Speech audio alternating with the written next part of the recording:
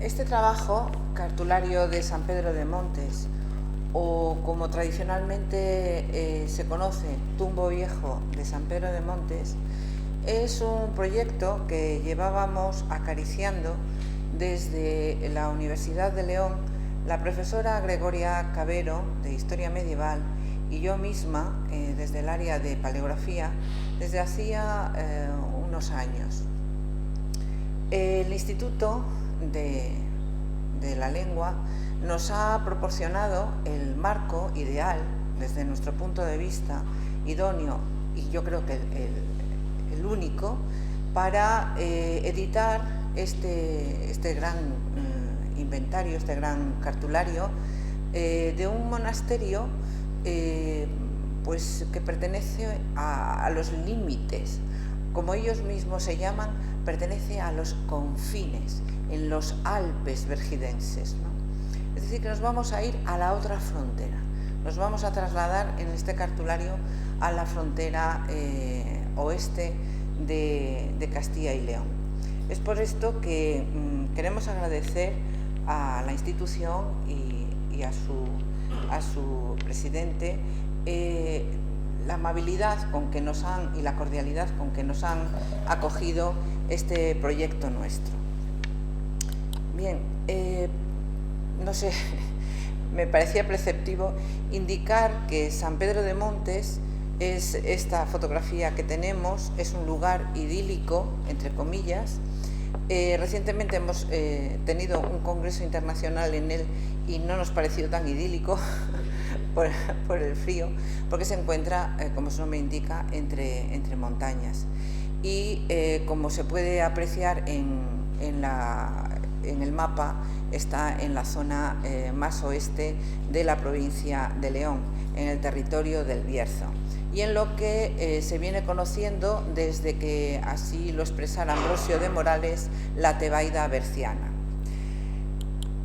Bien, no es un trabajo inédito, puesto que el cartulario ya ha sido publicado. Este cartulario, conocido mejor como Tumbo Viejo o también Tumbo Antiguo, es bastante, o considero muy importante, porque es el único testimonio diplomático que se conserva de lo que fuera el archivo de este monasterio berciano.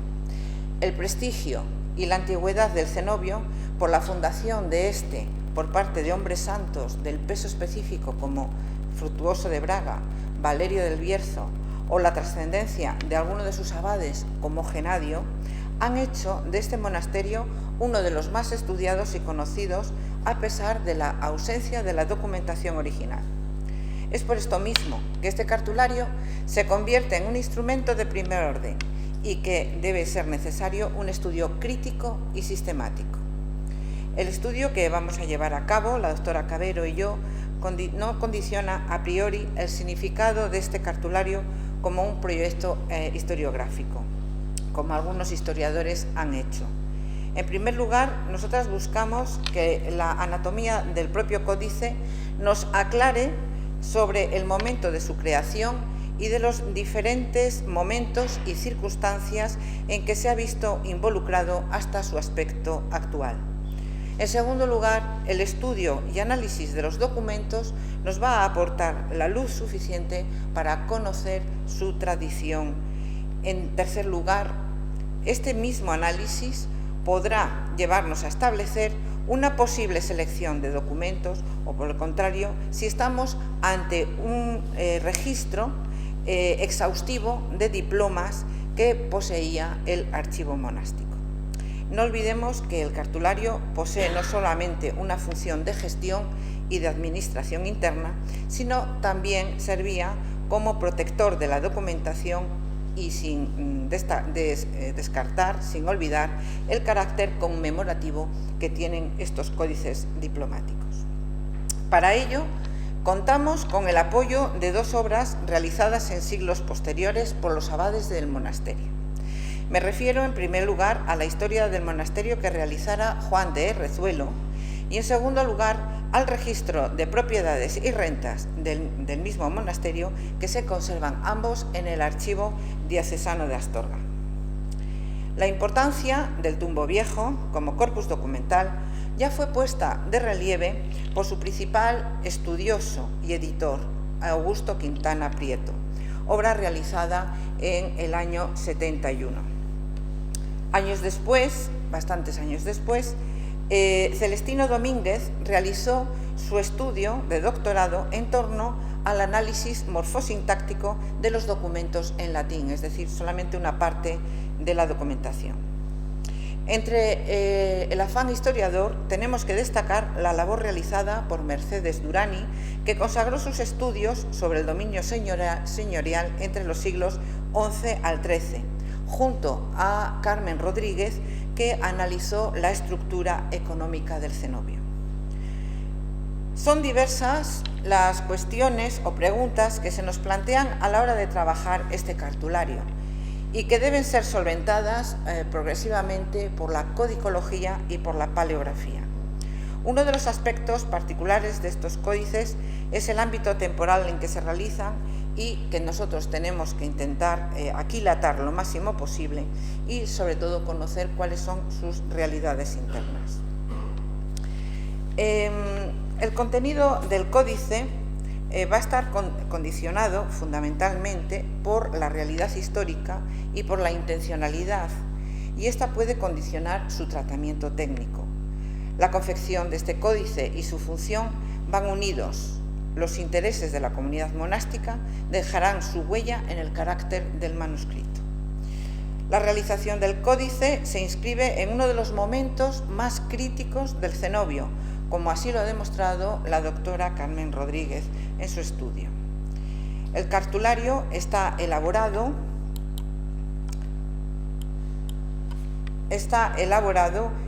sobre un pergamino recio, con el texto a plena página, escrito en letra gótica textual y en gótica cursiva.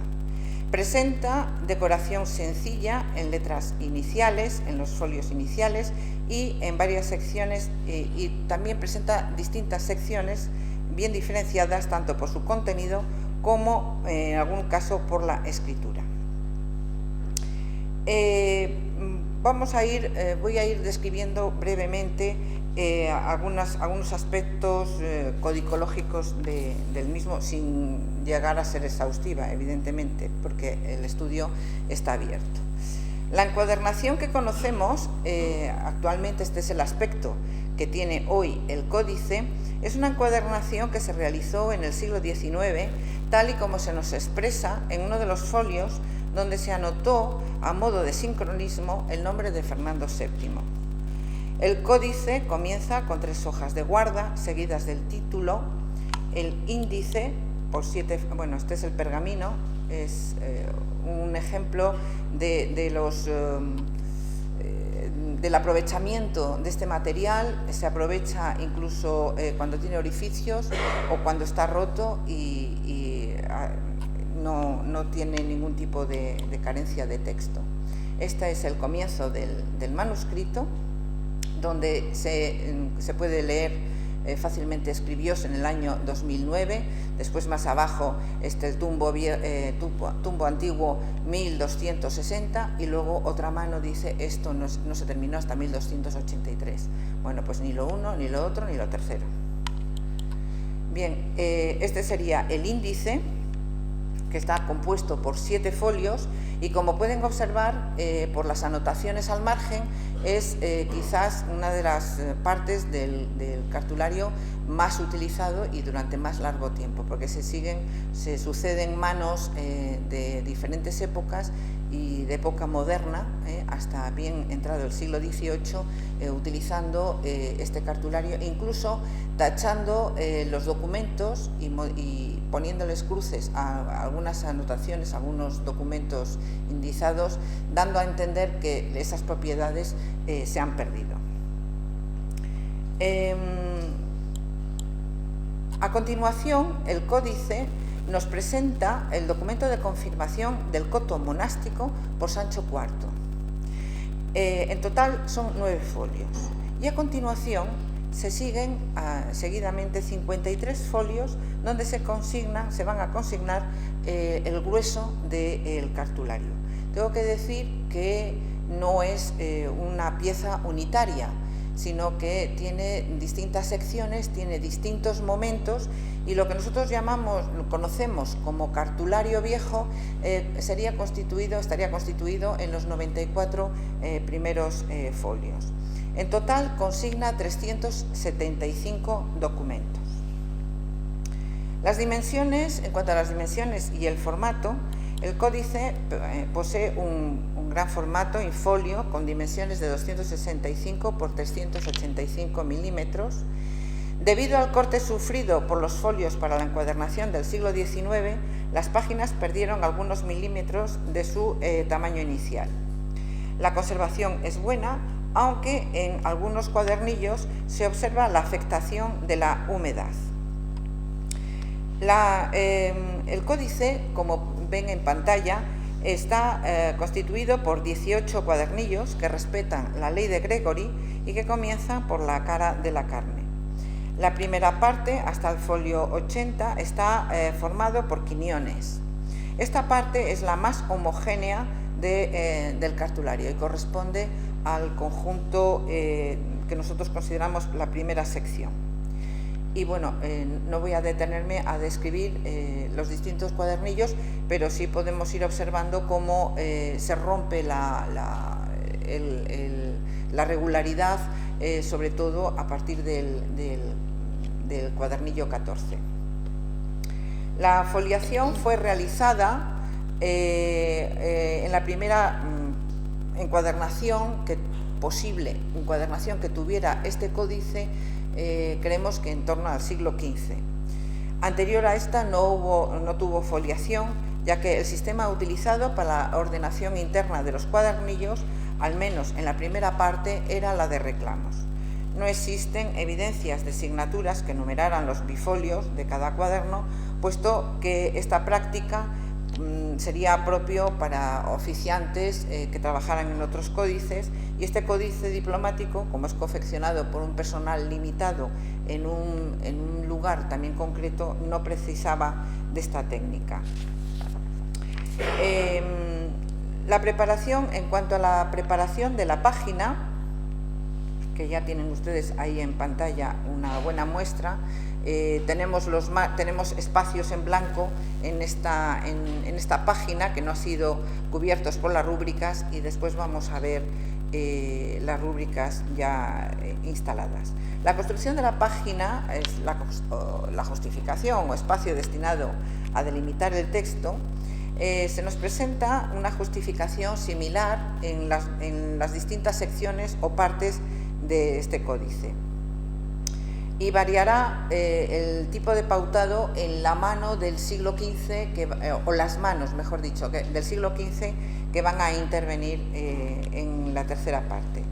Entre las dos primeras se aprecia una variabilidad de pautado mínima, achacable al carácter artesanal y manual de su confección, pero que no afecta a la estética del conjunto. Las medidas de la página de la caja es de 170 por 270 milímetros. En cuanto al picado, para las líneas de justificación, como para las guías, para el pautado, han desaparecido prácticamente en buena parte debido al guillotinado de los folios para la encuadernación. Se observa, por ejemplo, en poquitas páginas, como en este folio que traigo de muestra. El picado para las líneas maestras se sitúa en los bordes superior e inferior de la página, y las guías para el pautado de los renglones en el borde del margen derecho del recto de los folios. El pautado fue el mismo en las dos primeras partes y se regletea por la parte de la carne. Para ordenar los cuadernos se utiliza el sistema de reclamo. Bueno, aquí tenemos el aprovechamiento del espacio que va a sufrir el códice después en el siglo XV. Para ordenar los cuadernos se utiliza el sistema de reclamo y, como hemos dicho, buena parte de ellos han desaparecido por el guillotinado. Los que se han conservado presentan un tipo homogéneo Voy a ver si los encuentro aquí. Homogéneo, se trata de un reclamo horizontal situado en el centro de la justificación. El reclamo consta de una palabra completa, encuadrada o enmarcada. Las irregularidades que presenta la tercera parte del códice pueden ser precisamente por causa de que no se utiliza esta técnica y la inexistencia de reclamos ha hecho que los cuadernillos elaborados en la tercera parte estén alterados. Las rúbricas que preceden los diferentes documentos fueron hechos posteriormente utilizando la tinta roja. Se aprovechan los espacios que se dejan entre uno y otro documento para ejecutarlas, muchas de ellas apenas sin lugar, ¿no? Sin espacio. Y como pueden ver, en el margen se anota, se numera el documento, en este caso es el documento número 16, y también se añade una nota, una rúbrica marginal relativa a la propiedad. La ornamentación, el tratamiento ornamental, consiste en decorar algunas iniciales y presentan diferentes morfologías. Tenemos grandes letras de color rojo y azul que se copian todo el margen. Las más numerosas, sin embargo, son letras de tamaño mediano que ocupan algunas líneas de la caja de escritura. La mayoría son letras decoradas de color rojo o azul secundarias y que sirven como llamada de atención para el lector en el comienzo de cada documento. Las capitales se colocan a la izquierda de la caja de escritura y suelen ir encajadas, esto es, dentro del texto. Algo característico del estilo gótico, no es especial. Las letras secundarias aparecen en el interior de los renglones y sin motivos ornamentales. La alternancia de los colores binarios, rojo y azul, es repetitivo. Lo monótono del tratamiento colorístico se puede aplicar también a la decoración a base de líneas tenues y filamentos con escasos elementos vegetales. Estas letras, además de tener un fin estético, sirven para determinar cada documento y así ayudar a localizar cada texto por parte del usuario, del lector. La decoración marginal también está en esta misma tesitura de llamar la atención al lector, y aquí tenemos un ejemplo de manícula, que en este códice solamente se nos conserva esta pieza y que no está indicando ninguna parte, como los manículos suelen indicar una parte del texto. En este caso lo que nos está indicando es el cambio de cuadernillo. Como pueden apreciar, se ha guillotinado el reclamo y permanece esta figura, sustituyendo al reclamo guillotinado. Bien, en cuanto a las manos, a la diversidad de las manos, encontramos una homogeneidad en el módulo, el modo de abreviar y en la direccionalidad de los trazos en toda la primera parte del cartulario. Una segunda y quizás tercera mano estaría interviniendo en la sección segunda relativa a las rentas y nos quedaría ahí por determinar cuántas manos, tenemos que aquilatar el número de manos que hay en esta sección. Y la tercera parte, la tercera sección, que corresponde a los añadidos del siglo XV, ahí aprovechando los espacios libres en blanco, como hemos visto, que quedan, es una escritura cursiva, es una escritura gótica cursiva y intervienen varias manos y también de distintas épocas, de distintas etapas de intervención.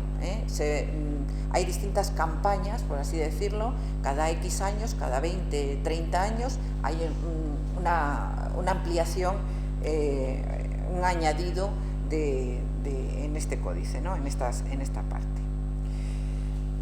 Los documentos que se copian se tienen que seleccionar, porque en la primera fase no se añaden 3 documentos del abad Randulfo que posteriormente la mano del 15, no sabemos todavía por qué, añade en el cuadernillo 13.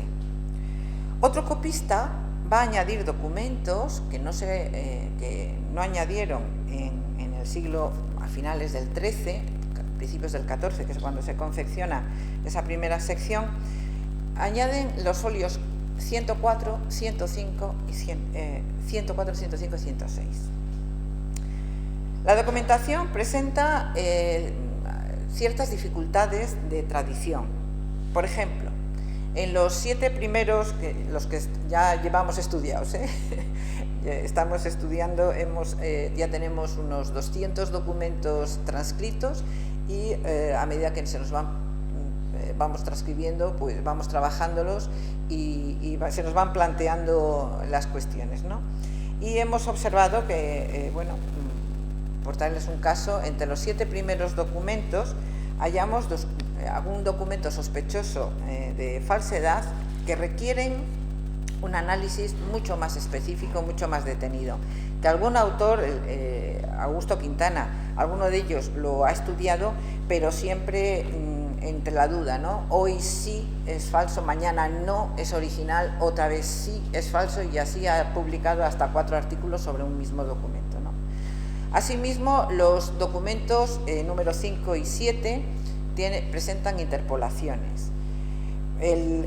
Uno de ellos, el número 2, es una copia de otro documento que también aparece en el manuscrito. Y el primero de ellos, no me refiero al privilegio de Sancho IV, yo ese no lo considero el primero, porque es un folio añadido. El primero es una copia de 1090.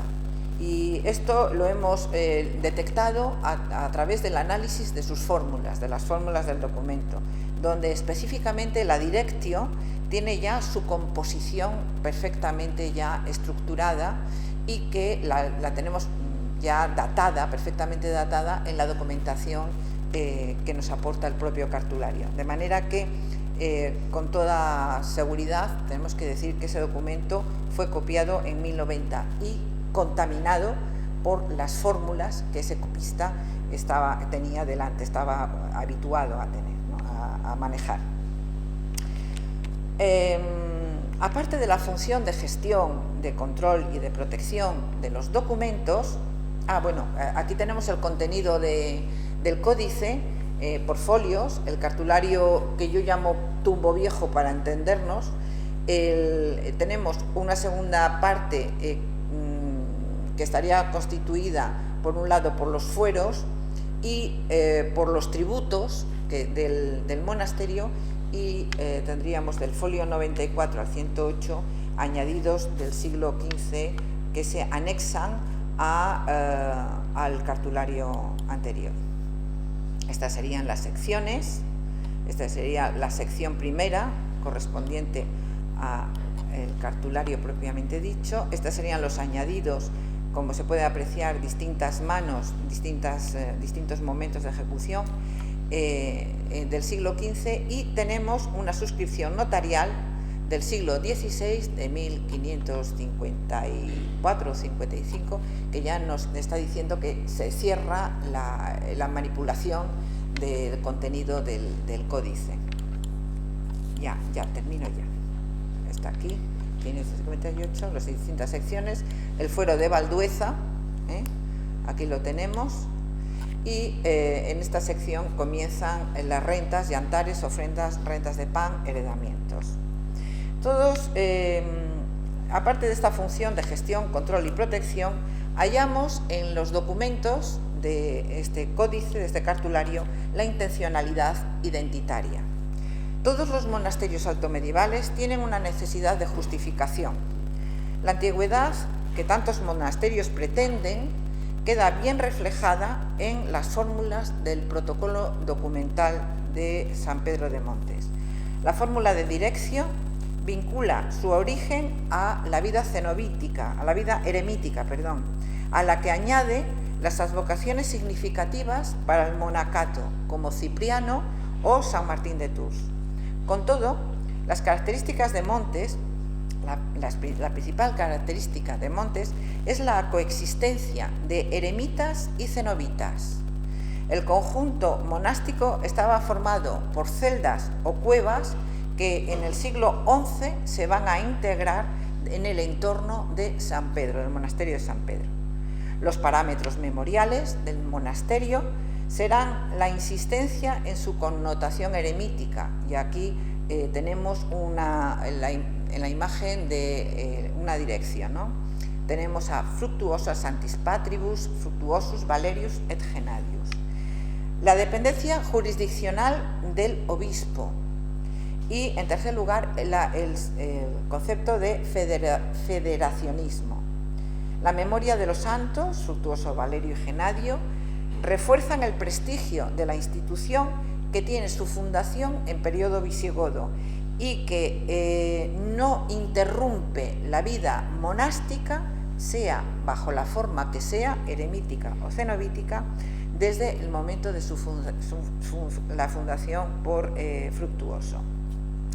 Esta antigüedad queda remarcada constantemente en la dirección, y también se refuerza el continuismo de la regla monástica. Y como había comentado al principio, siempre insistiendo en que esta basílica, esta iglesia, situs esse dignositur inter Alpes Vergidensis, as radicem montis qui vocitur Aquilana. Muchísimas gracias.